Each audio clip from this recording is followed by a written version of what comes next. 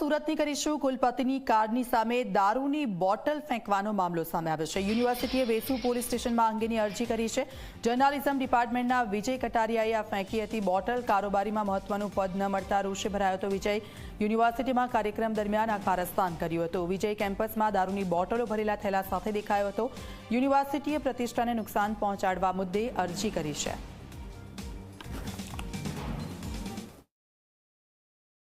વીર નર્મદ દક્ષિણ ગુજરાત યુનિવર્સિટીના કુલપતિની ગાડી આગળ ખાલી દારૂની જે બોટલો છે તે ફેંકવામાં આવી હતી। આ બોટલો શા માટે ફેંકવામાં આવી તે તેમની પાસેથી જાણવાનો પ્રયાસ કરીએ। જી સર, આ યુનિવર્સિટીને બદનામ કરવાનું એક કાવતરું છે, શું છે આખી વિગત? આપણી યુનિવર્સિટી આપણું ગૌરવને એ ખંડિત કરતી આ ઘટના છે। સદરહુ વિદ્યાર્થી જ્યારે આ પ્રકારે અમે ડાઇનિંગ હોલ પાસે પ્રવૃત્તિ કરી રહ્યા હતા ત્યારે એ પોતાના એક કોથળાની અંદર લાવીને એક કરે છે।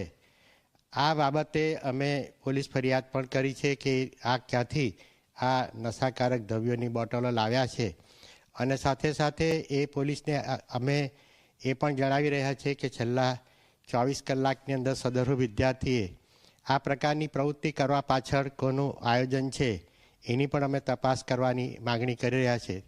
આ ઉપરાંત યુનિવર્સિટી કક્ષાએ અમે એને આ વાતની અંદર સહેજ પણ તથ્ય લાગશે તો આમ તો ઓલરેડી અમે એનો પ્રવેશ સ્થગિત કરી દીધો છે, પણ અમારી વ્યવસ્થાને આધારે એને સસ્પેન્ડ કરવા સુધીની અમે કાર્યવાહી કરવા જઈ રહ્યા છીએ।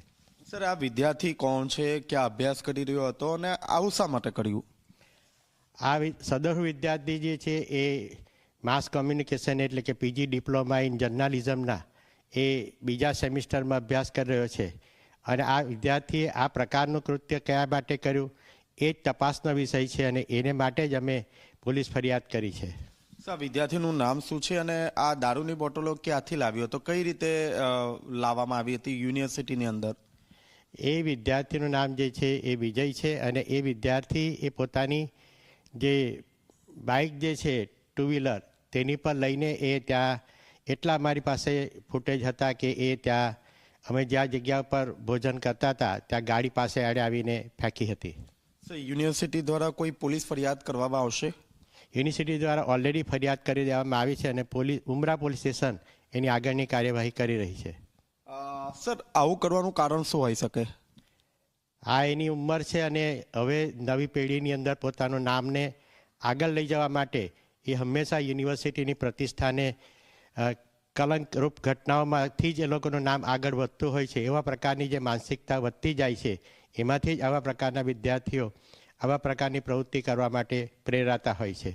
જી, આપણે જે રીતે જોયું તે રીતે વિદ્યાર્થીનું જે એડમિશન છે તે સ્થગિત કરી દેવામાં આવ્યું છે। સાથોસાથ વેસુ પોલીસ સ્ટેશનમાં આ અંગે લેખિતમાં જે અરજી છે તે હજી પણ આપવામાં આવી છે।